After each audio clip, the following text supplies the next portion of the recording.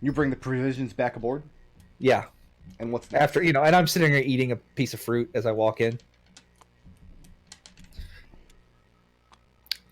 And then, he kind of bleh. This fruit's never as fresh as what you can get inside the wall. Yeah, I know. Walks Alexander, over in you've here. been out and about all this morning, right? Yeah. Headed out to the, I got some, I think they had a pretty nice shipment of tobacco in the mortar and pestle this morning. He pulls out a freshly rolled cigarette and lights it. I walked over to the cards this morning, and there were some moss. I'm sorry, Moss caps. They wear green caps and green boots.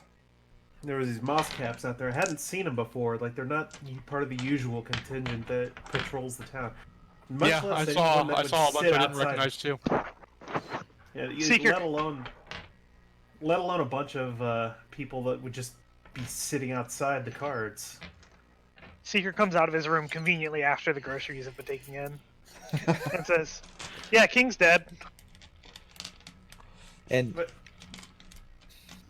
Gus kind of stops, armful of groceries in each hand. And he goes, I also, noticed, and he kind of just offhandedly tells you, yeah, all the bell jumper bills are gone. Yeah, I wasn't able to get any money today. And just goes in here and starts putting the groceries away. So what's the Moss Cap's angle here? What are they doing? Is someone making their move? Isn't there a moss cap up for King? No. The two people who are in charge of the moss caps, one of them is named Jessel Morgans. The Morgans family is an old and corrupt family that kind of has run the city guard for years and years. The other is the head jailer. He runs the city jail, and he is a relative of the king. But neither of them are actually in running to be the next king. yeah, I had a bunch of names from before. I pulled my notes up on that. Sounds like the jailer's making his move then. Probably trying to take over the streets. And after a few beats, Florian makes his way into the barge. You really think they'd be out here already, though? You think they got the whole city? It's the strangest thing. I was on my way back from the curio shop today, and came across two moss caps I hadn't seen before. It's an old story. What new parts of the story do you have to tell, friend? And Florian relays the getting questioned and They about frisk the curio you? shop, and they did. They didn't frisk you. They They just searched me, though. they held out a little coin. You're not physically touched in any way. You weren't actually manhandled. Oh, okay. I thought... Do you actually need a license to sell magic, or are they full of shit? So the actual how much knowledge would Seeker have of actual city laws and whatnot? Very, very well, because you want to know when you're breaking. Okay, so the actual wording would be something like one shall not purvey magic accoutrements while inside the city walls. Which means if the man in the lighthouse is selling magic items, technically he's fine because his shop is outside the city walls, but his shop is also still in the city, so certain elements of the law could be read either way. And quite a lot of Dunfosses run like that. What would the Moss Cap's reaction be in such a shop if you just pick up a random knickknack and you didn't know it was magic? Could you make that case? What is are they expecting you to go find a wizard and have your entire stock checked for magic items before you put everything out? You have no idea because you don't run a shop. You don't know what all is entailed. Okay. Presumably, you'd have to file paperwork with somebody in town, and maybe an inspector would come around. You have absolutely no clue.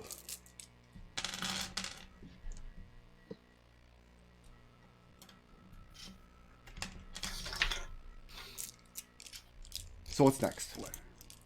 Well, I'm going to go... Seeker's going to go into his office, which is packed floor to ceiling with... I'm going to take the one with bookshelves. Because I'm going to say it does have these bookshelves around the walls, but the entire interior, like this desk isn't there. Okay. It's just racks and racks of clothing. And mothballs. You need a lot of mothballs. And he starts rummaging on the walls until he comes out holding a piece of the relevant part of the legal code. And it's just this ancient, well-worn, loosely bound leather text from time immemorial. And yeah, sure enough, the code reads as a technicality. Like, you could read it either way. If you were to take this to an adjudicator, you could argue either way, that a shop either can or can't sell magic items without a license. Do you think that the jailer? Yeah, no, that does start to say to me that the jailer might be looking to crack down on the shallows. Did they just to me. search you, or did they ask for a bribe first? Oh, they just searched me. Showed me a weird coin. No inscriptions or insignia on it. The coin is essentially a magic item that detects magic. Detects magic? Okay. They use that to see if you were carrying magical gear. Just real quick, the Shallows is one of 5 neighborhoods that are outside the walls. The other being Wharf Town, Quarry Town, Gnome Town, and Broken Wall. And if Florian didn't already know that, Seeker relays that information. That Yeah, it's just this is a common magic search item. knowledge. These tend to be poorer districts, except for Gnome Town. Gnome Town has quite a lot of wealth in it. But there's no... Officially, there's no... Like, you're not barred from entering the city walls. You don't have a lack of services or resources being outside the wall than you would on the inside. It's just that they've been too cheap to put up new walls. It's just they built these... The walls have been standing since ancient times, and since then, several smaller towns have started to prop up as the population got larger. Would the healing potions we get from the herbalist count as a magic item? Oh, yeah. Do I think? Yeah. Oh, then absolutely. I'm gonna make a run over to speak with our friend if anyone wants to join me. I Well, think in the meantime, we should Alexander keep went our- there. Did she mention being seen? No, Anything about moss caps? no, she didn't say anything to me. I am carrying a healing potion on me currently, by the way. I think we should probably spread out into the city, keep our ears to the ground, see if there's been any word on anybody making moves. Yeah, if For- anyone's gonna make any moves in the shallows, it's gonna be me. Seeker's gonna run this town. Alright, so let's get some afternoon action. What's Gus doing this afternoon? Can you come back to me? Let me think about it for a second. Sure, what's Florian doing this afternoon? Would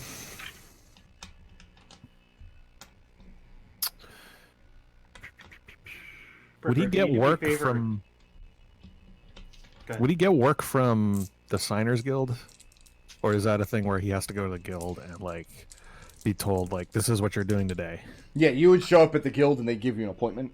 It being afternoon now, chances of you getting a daily appointment are lower than it would have been if you come around first thing in the morning. Got it. Then Florian's gonna chill in his office. Yeah, it's chill in the office. Lucius, what are you doing this afternoon? Lucius, I think, is going to go tap the contacts that he has in town regarding the either possibly the Keyskin Embassy or Telisnus Apt. You are a dues-paying member of Telisnus Apt, are you not? Because your family is Yes. nobility? Yeah. And what's your goal in the Keyskin Embassy? My goal is to see if there's anything that might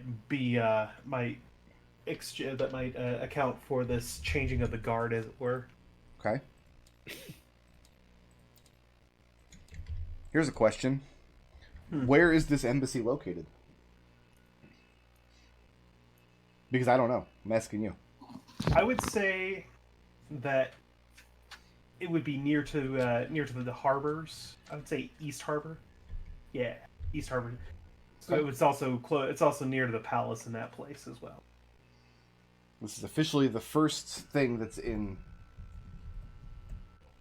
East Harbor. The first actual location in that neighborhood. Huh. Alexander, what are you doing this morning?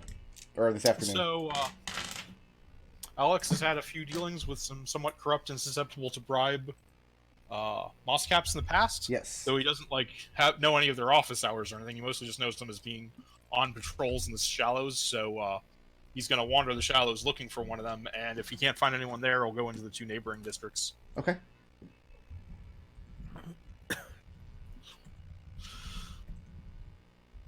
And what is Seeker doing? Seeker's going by the shops in the shallows that I suspect might be selling magic items and warning them. Starting with the gloaming Starting elk? with the glowing out. All right, Gus, time's up. I'm going to go into the neighboring wharf town to see if something similar is happening.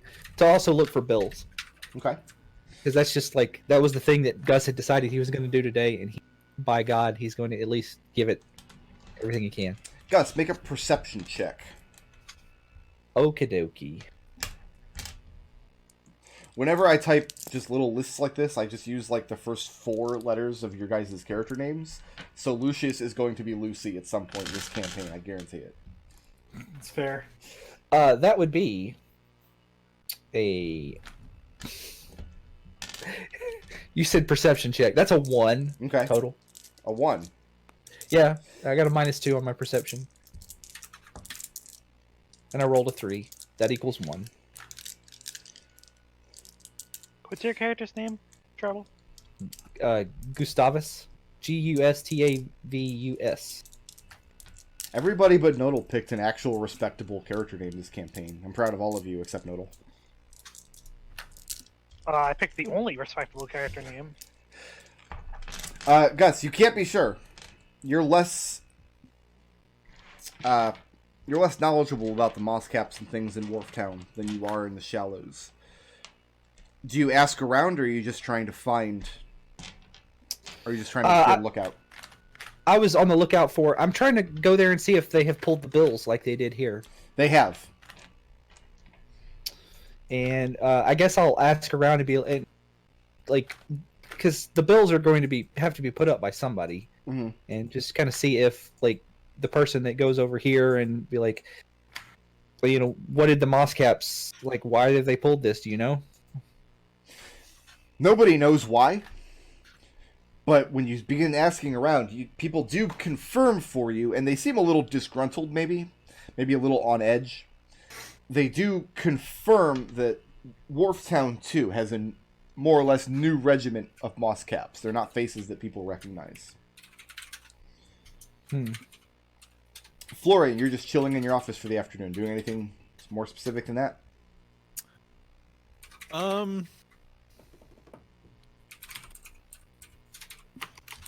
Nah. Just holding up the fort, as they say. It's like, what can I sell to make a quick 10 gold so I can run back and buy that octopus trap? Oh, no, Florian has no desire to buy that child's toy whatsoever. Child's toy. There's men with missing fingers. See, this already is a huge difference between Adrix, because I feel like Adrix would have bought that like right away. Yes, he would have. It's almost like I'm role playing. Lucius, What? Yeah. you say that typically you don't like to project your nobility when you go out and about. Do I have that correct? Generally, no. But if I know if I know that my road's gonna take me to the to one of those places, I will gussy myself up for that. Then you are greeted as Master Udok, when you arrive. The Keyskin Embassy knows you well. Mm-hmm. And, I'll inquire, if there's been any word on changing of the guard in town. They would have no knowledge about that. That's not really their purview. However, they do let you know that early this morning, a group of 3 Mosscaps had come in and spoken to the ambassador privately, after which the ambassador left for the day with instructions that he would be back on the morrow. I see. Perhaps I will call on him tomorrow then. They say that would be pleasant as always. They're always happy to host you. Okay. One of them kind of snidely mentions that it's good to see you dressed properly for a change. I will. I'll put up airs as though I pretend I pretend I didn't hear that, but I want to project the aura of, yeah, no, I heard that, and it's probably not good to snark at me like that. Or what? What are you going to do about it, big man? I am a son of the Udok family. Yeah, and it's nice that you're dressing like it for a change. They're in agreement with you then. Yeah, I'm trying to play the nobles game. Is basically what I'm trying to do. Okay.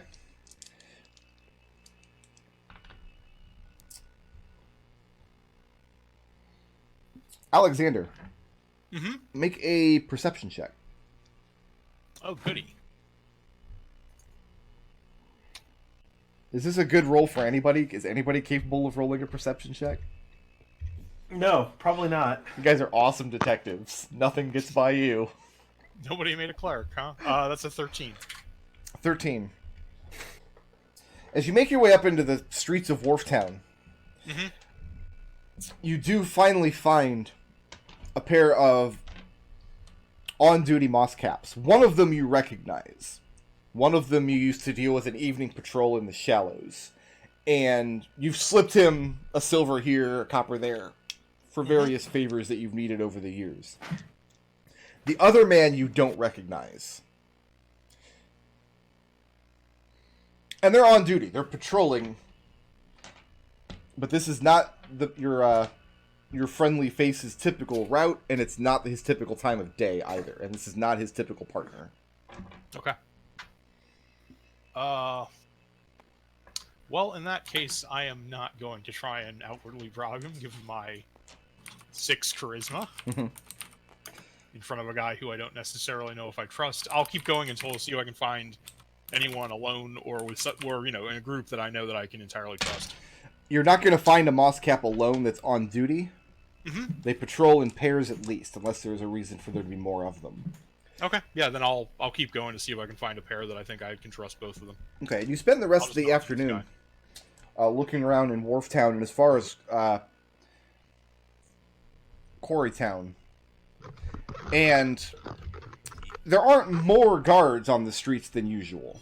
It's not like they're cracking down. They're not... And you don't see them hassling or harassing anybody. You don't see... any more than usual. Unless you start committing crimes yourself. But very notably, you don't find a pair of men that you know and trust that are still together.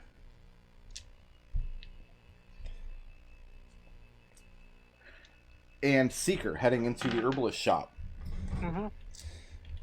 The green-haired woman that makes her home in and around this enormous tree. The place always smells like good, hearty earth and scented, fanciful perfume. She greets you as you enter, but she very curtly points out that she's already given the week's shipment to Alexander with her thanks. And Seeker nods and then thumps the book down on the counter. And takes it out and then says, "We got a problem," and then runs her down the experiences that the others had. She listens politely, and then she tells you that it doesn't surprise her. There's always problem where books are concerned. That's fair. And Seeker points out the specific part and says, right here, Mm-hmm. I suspect that the people out here are going to take a different reading of this, but I want to make sure that you know what it says. And runs her by the exact wording. It says outside the city walls, which she most definitely is, so that if they come in here, she should tell them to go pound sand. She also says that she didn't sell anything. This was a gift that she gives to your organization with her thanks for services rendered in the past. That is another excellent thing that you should tell them, and I recommend doing no more sales and giving a lot of gifts, maybe in exchange for other value. She asks you if you have any use for toad parts in magic rituals or whatever. And Seeker kind of cocks his head at her for a moment and goes, I don't think so. For Why? reference, Alex would have a standing order with the rest of the party that anything unusual like that he can use. Because she expects if any moss caps come in here and begin to hassle her, she will just turn them into toads and then no longer be concerned with them. Oh, you're clearly joking. Seeker laughs a few times very fakely. And You then can walks never out. be sure with her. Oh, no, Seeker assumes she's telling the truth. But now he'll just say she was joking. If any toads show up, not his problem. The Dryad terrifies Gus. To be clear, she's a secret dryad. None of you know she's a dryad. Look, Nobody does.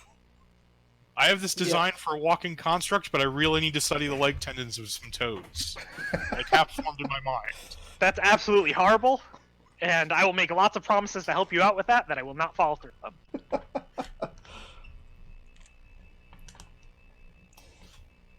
And it begins to rain slightly as you all return to the barge for your evening meal.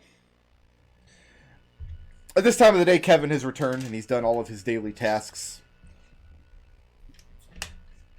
And let's bring the barge back on screen, because you guys are about to get a visitor. Where's Tabletop Simulator? There it is. I lost it. It ran away. Well, I wasn't expecting combat day one, but here we go. Who does the cooking on this barge? Who prepares meals? Definitely not Lucius. I mean, Alex can cook. I don't know if you guys are going to particularly enjoy the way deep gnomes tend to season their food. I mean, we'll say Gus does it because... Yeah, we'll say Gus does it. For Anytime now. Gus can't, Seeker does it and just makes giant vats of oatmeal, which he then flavors with prestidigitation. Which is why Gus does the cooking, because he's tired of... That's better than what Riot used to do. It's fuck with the noodle out. So yeah, you are informed during your evening meal that you have visitors awaiting you in... Where do you have people wait for you? The main office, yeah. Yeah, There are chairs in here, I just don't have them down. Okay. There are chairs in this room. Right. Because this was not a complete map. And as you enter, there are two men waiting for you. One is a halfling signer, wearing his black robe, and he's got a big grin on his face, and he's holding an enormous tome, like a very nicely bound book. The other man is tall and thin, and he has a large, wide-brimmed cap, in which is what he swears up and down the last time you met him is a phoenix feather. And he's wearing incredibly colorful, almost garish clothing, and he greets you very warmly and brightly as you enter as his dearest friends. And you know this man to be Corio Plensicus Fireblood.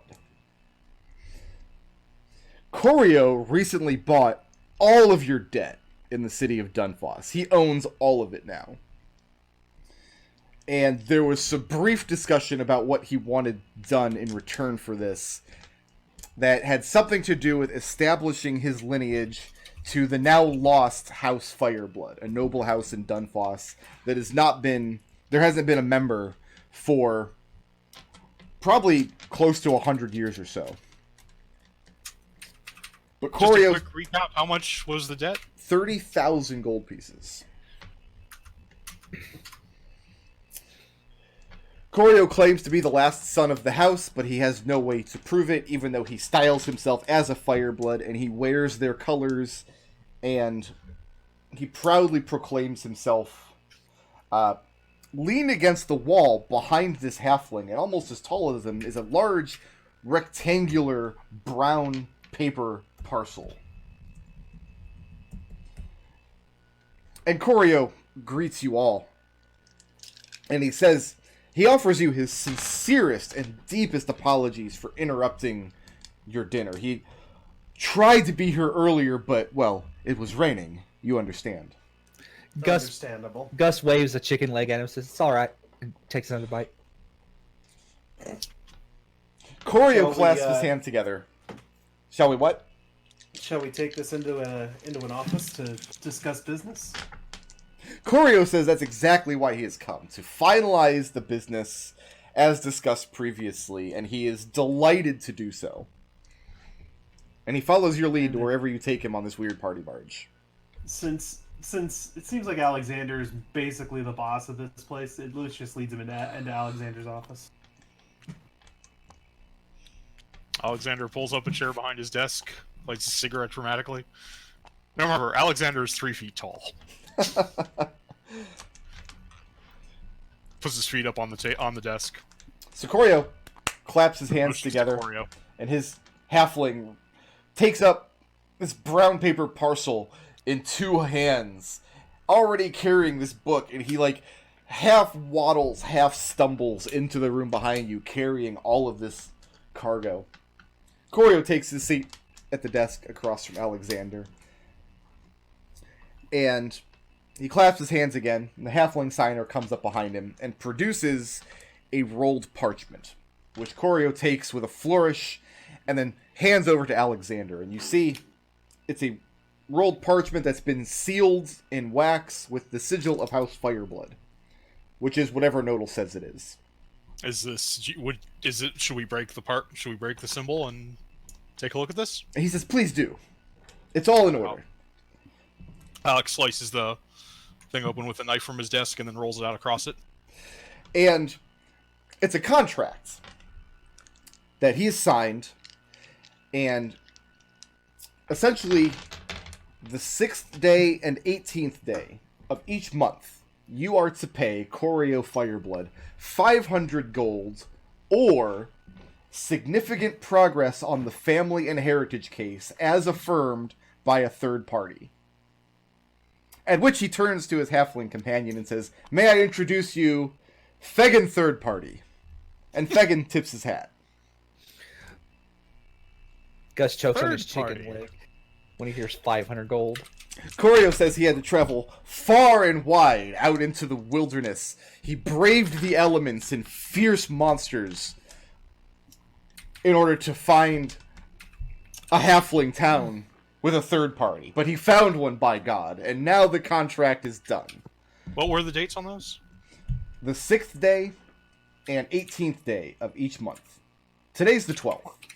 So what he's saying is, next week, the 18th, you owe him 500 gold as first installment on this payment, or significant progress on the family and heritage case. Wouldn't that make him a 6th party? Hi, Mahogany. Nice to see you again. He says the contract is all in order. He's got it affirmed legally. He's affixed his stamp to it. It just awaits your signature. And legally, he kind of has you up a creek here. Because if you don't sign this, the best you can hope for is the crown to say, okay, then your debt is payment and it's due in full. And he can call it in whenever he wants. What does the paper say Seeker, about You're the legal expert. Why don't you come here and just take a quick look at this before we sign I it? was just about to do that. Yeah, Seeker will absolutely not be taking a quick look at it. What exactly does it say about fulfillment? Like, if we find this object and return it to him, does that annul the debt? So, the 6th day and 18th day, he's going to come to you for payment. And you either owe him 500 gold once every 2 weeks, or you owe him, quote, significant progress on the family and heritage case as affirmed by a third party, end quote. So, in reviewing this contract, Yeah. is there any mention of like interest payments or interest accruing? Is it really just 500 gold that goes towards the debt, or significant progress? 500 gold towards the principal of the debt. Last time you spoke with him, he's not interested in interest. He's not interested in having you owe him money forever. He's most interested in you taking on this case and pursuing it doggedly to the ends of the earth if need be. And if we do finish the case, find the object, what is our payment for that? No, if you... this is in the contract. If you establish his heritage to the satisfaction of the Dunfoss nobility, to the point where his manor and titles are reinstated, the debt is wiped clean. Paid in full. And does the significant progress happen in lieu of the 500 gold, as if though we paid 500 gold towards the debt? Yes. So Okay. each week, if Mr. Third Party says you have made significant progress, you don't owe him anything for that week, and 500 gold comes off the debt. All right. Does that mean then that it's less valuable to him as time goes on, us finding this proof of his parentage? I mean, as far as you're concerned, it's worth 500 gold every 2 weeks. I'm so angry about the third party. Let's cast Detect Magic to make sure there's no shenanigans going on here. No, nothing is magical about these two men. The contract is not magical, the wax seal, the book he's carrying, or the brown paper parcel. I know that he has a signer with him, but as a signer, I'm also trying to do due diligence. Yeah, that's fine. Is he actually a signer? All we have been told is that his name is third party. He's got the patch that you recognize as being the Signers Guild. Is this for one of us to sign or all of us? All 5 of you, because you're all equal partners in Flumph Inc. Yep. Okay. Yeah, Alex will sign his big, very fancy cursive signature right at the top, on the first line, after the other two agree with the legality of it. Florian will sign it with just Florian. Okay. Gus will sign Gus. In this big block letters, G. And underneath Alexander's signature is the whole second son of the ambassador to yada yada yada. Of course. Did Gus just draw a picture of himself? No, he just big like first grade block letters, G-U-S. I need G-U-S to not only be Gus's nickname, but also his initials. Like his name is Gustavus Ulysses Smith or something. His last name's Hardborn, but I can change it. Now it's Sardborn. It's a Shardborn. Is Lucius signing this? Yes. Alright, so all 5 names are affixed to the contract. Oh, Seeker hasn't signed yet. Okay. And Seeker says, now, if we Oh, found God. this object, perhaps your gratitude could be extended to some sort of bonus. I mean, we wouldn't want to just end up back where we started.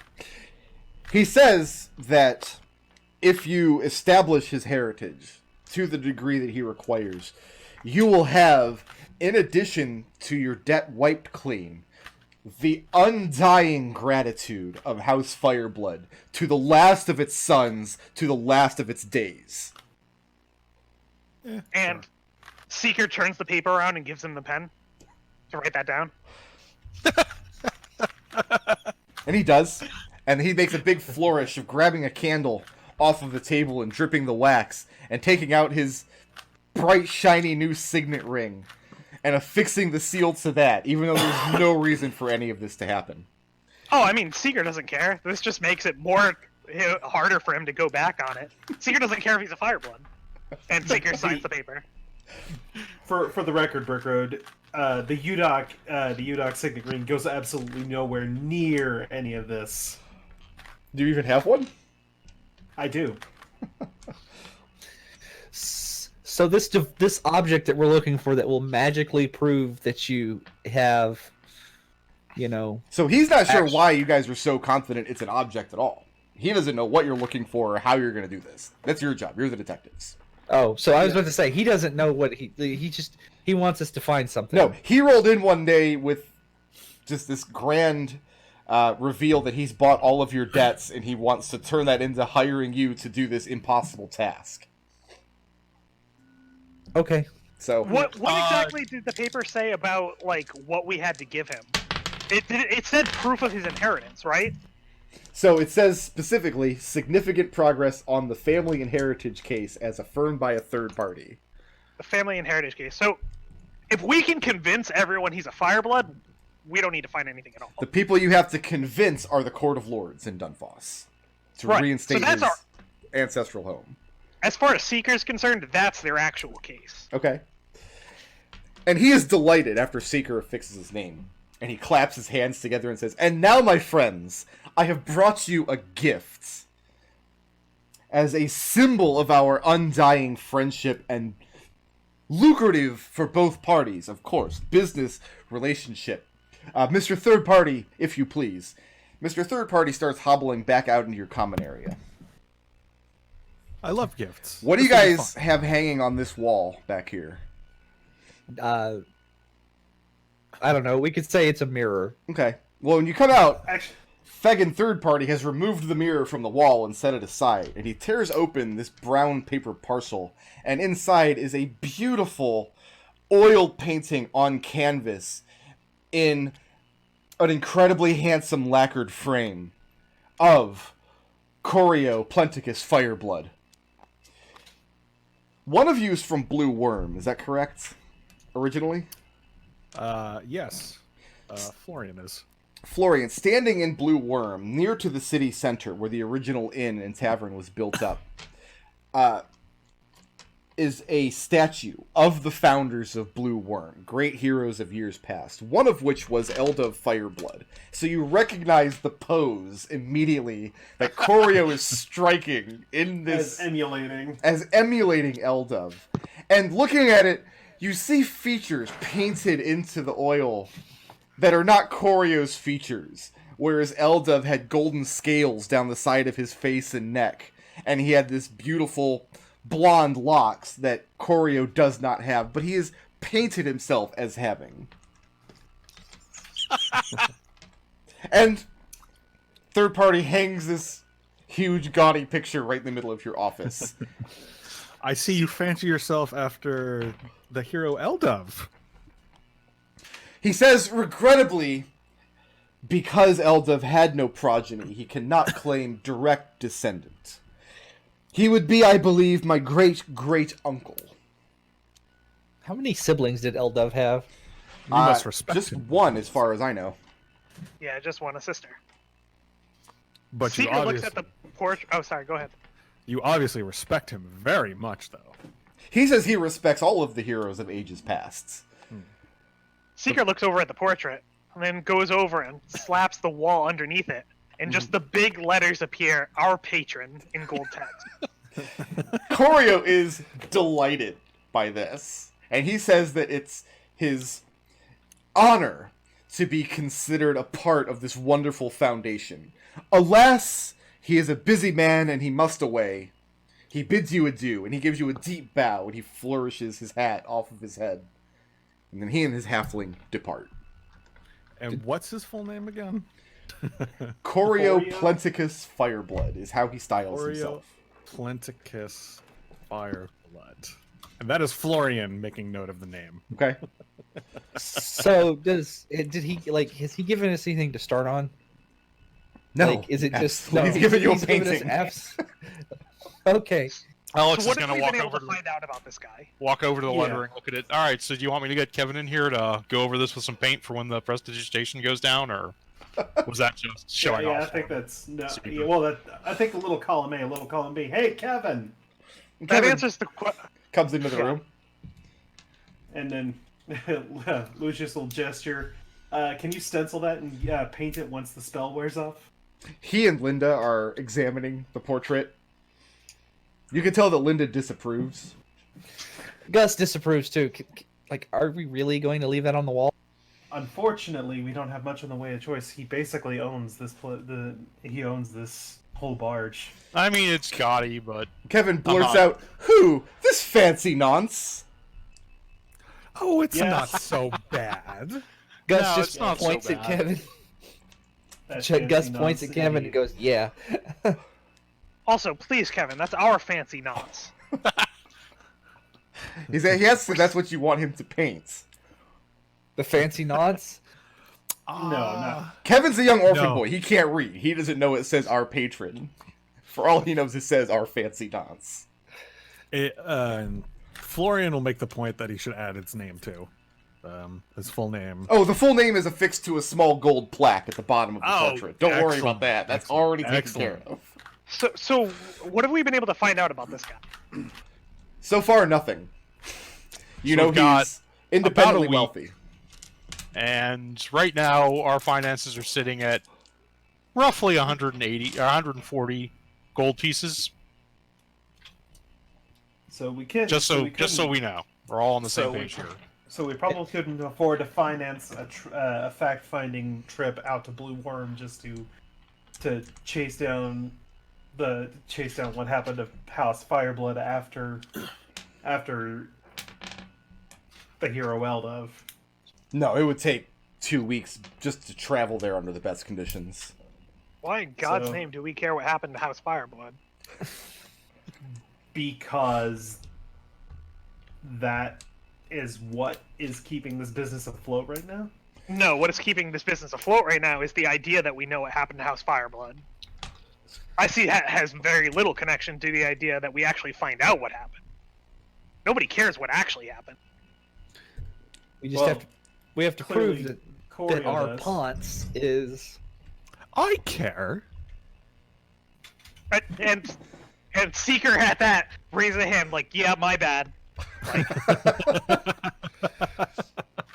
Gus looks at Seeker, he looks at Florian, he says, "The reasonable members of our party don't care." Was Eldov one of the ones involved in the Illithid Wars? I'll leave that up to Nodal. Well, That's his decision. Will that help us prove whether or not this Ponce is a member of House Fireblood? I really don't remember. I mean, I know that some of the Blue Worm people came down and fought some Illithids. I don't know if Eldov was one of them. Would it, No, I think Eldov was obsessed with the hut by that an point. Illithid head? Would that prove it? Bought some Illithids, got this Illithid head, yeah. left it in play. All you have to do is go in. Wait a minute. You now you need to go buy that finger trap. It's all connected. It's gonna be gone. The whole campaign is gonna be. Well, here's I speak practically. We either need to come up, we need to scratch together 500 pieces of gold, which is not going to be very likely in the next 6 days, Especially with all the bills gone. or we hit this thing hard and heavy and try to come up with something, even if it seems sketch on the surface. We just have to convince Mr. Third Person of that. Is So- the old Fireblood mansion here in the city? I don't think it was. You guys had family holdings outside of the walls, as I recall. I In don't any- remember. In any event, it wouldn't be anymore because the Fireblood is a defunct family. It's extinct. Doesn't exist Is- anymore. Is there like a library of like that has like noble lineages like written in books and stuff, like a family tree, like a medieval version of that like family tree website where they Google that stuff for you? Oh, almost certainly. And the Court of Lords would have all of that information, as the Firebloods were once part of the court. All right, that Um, sounds like step one. Because, like, the way I see it is, yeah, like, we were not hired to actually find out what happened to the Firebloods. Mhm. We were hired to make it seem like our Ponce was a Fireblood. Does everybody agree with me?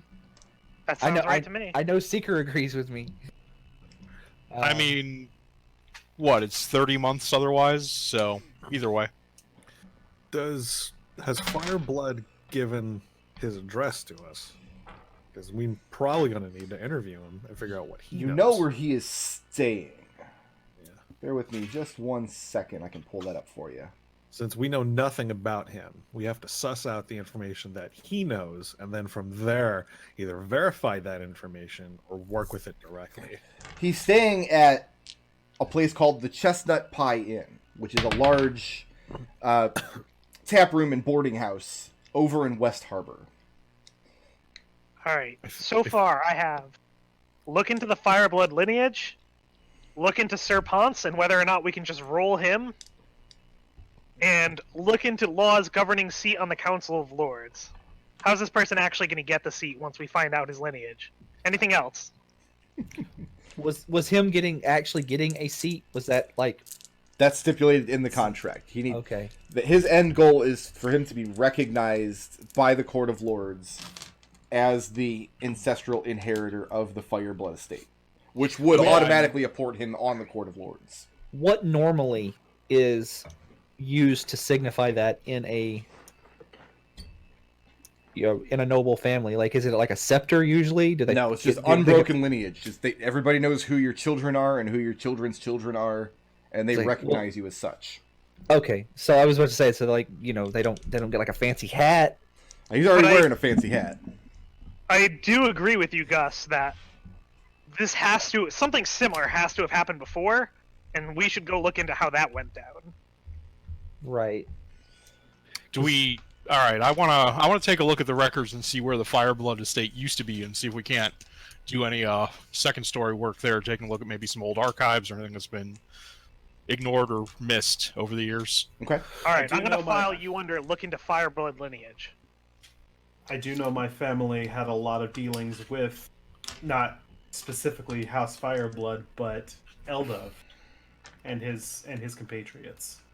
So you want to look into Eldov in particular? That sounds like a new item. What is the common knowledge when it regards to Eldov and like his siblings?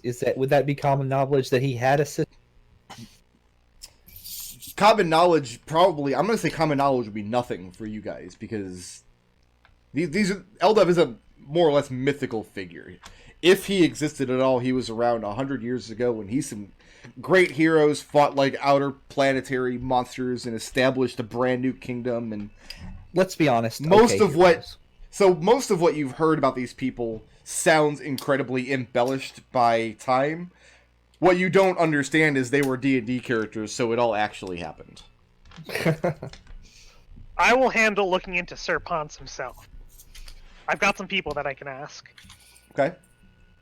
Yeah, I want to try and track down where their estate used to be, maybe break into the place and see if there's anything interesting there, if it's still standing. Does anyone want to tackle looking into what you mentioned earlier, Gus? Looking into how this went down, how people have dealt with a problem like this in the past. I think I can handle that. So Lucius, you're going to go out and find out how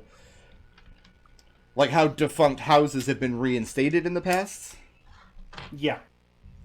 Alright, I will cross you out up above and put you in. Does anyone want to take looking into Eldov into account then? That might be best for me, as someone who comes from Blue Worm originally. What do you want me to write your name down as? Florian will do. You've got it, Florian. And what about you, Gus? I don't know. That's pretty much all we've come with. I can come with one of you, which expects actual violence to possibly occur. I don't expect any actual violence, but we could have a lookout. Yeah, I can go with Alexander. All the record-keeping places are probably all closed by this evening, so Lucius is probably of a mind to go and play cards for the night, and then hit it first thing in the morning. Okay. So, Gus, who are you going with tomorrow morning? Alexander. No, everyone calls me Alex. That's fine. Okay, Alex. Yeah. By the way, this was an actual physical checklist. Just so everyone's aware. Yeah. I mean, this is why we go by the office supply. Mm-hmm. We go through so many ink quills. It makes Linda really unhappy. Like Kevin steals all of our paper clips and sells them on the side of the road. What? Why is he selling paper anyway? Is there a thriving market? Alexander, are you going to try to find and break into this estate tonight? Do I think I can get into the records to find out where it is tonight? Probably not. Any such establishment will be closed for the day. Yeah, I don't really want to break into a records house, so I'll have to wait till tomorrow. Might be tomorrow night before I actually go break in, depending on what it is right now. Okay. Tomorrow is God's Day, so a lot of official places might not be open anyway.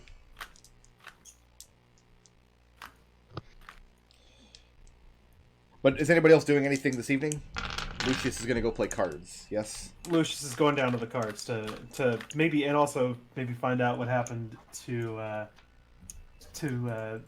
Father, not Mondo.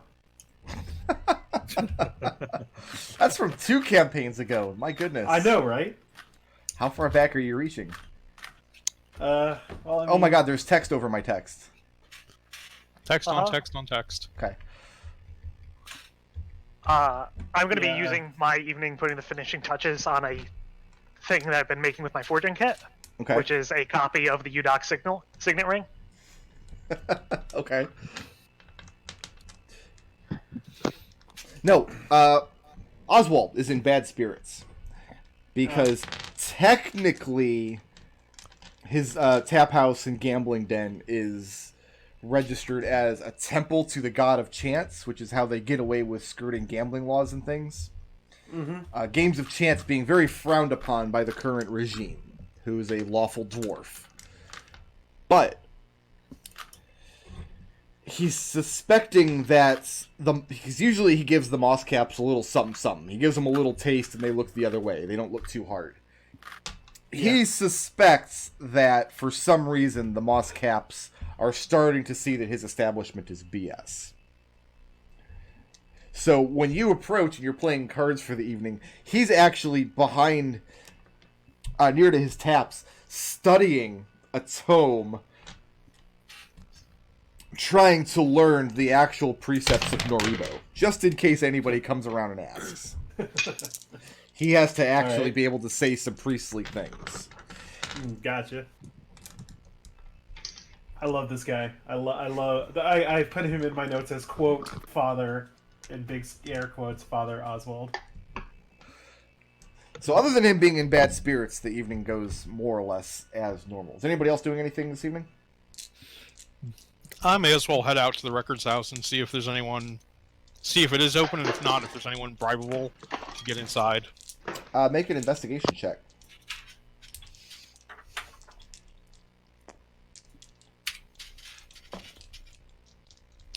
That would be a 20.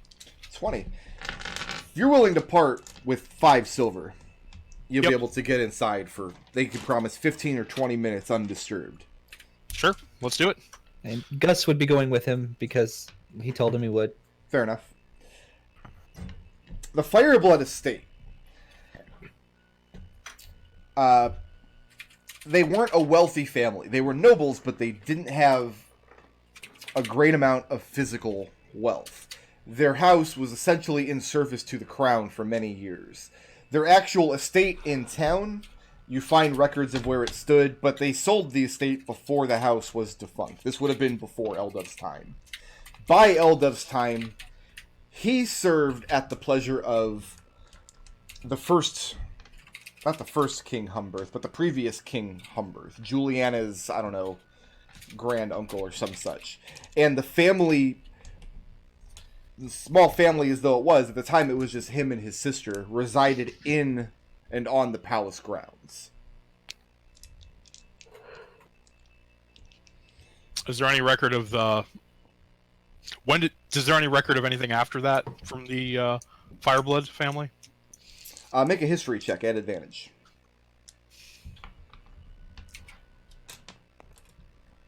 Well, you don't go to school for however many years and not be able to do that. That's a 19. Okay. And that's actually what Alex is saying as he's going through these records. You find some mention of a falling out of sorts between Eldov and then the then king. Mm-hmm. His house was not dissolved. His sister went on to marry another nobleman and have 2 children, both of whom died young. And so from what you were able to find out, House Humberth, which still exists and is one of the wealthiest noble houses in town, has no great love for the Firebloods. You learn that Dunfoss, in general, for a long period of time, because one of these Firebloods went south and established the kingdom of the free city of Blue Worm, and because Eldov came into all of this massive wealth and brought none of it back to Dunfoss and back to his liege lord, there is some speculation as to whether House Humberth made a move to eradicate the family. Officially, the two children died young of illness, but it's possible, given the politics and intrigues of the time, that House Humberth killed the children in order to bring the line to an end. Do I find the name of the noble that she married? Not a Dunfossian noble. Okay. Wouldn't be on the Court of Lords.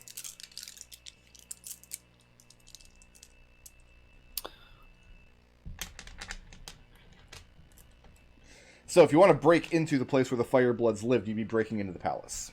Yeah. Yeah, I got it. Or at least the building on palace grounds. It sounds like a bad idea. Sounds like a great idea. What are you talking about? Is anybody else doing anything this evening before turning in? Nope. All right. Then let's go ahead and take a 15-minute break.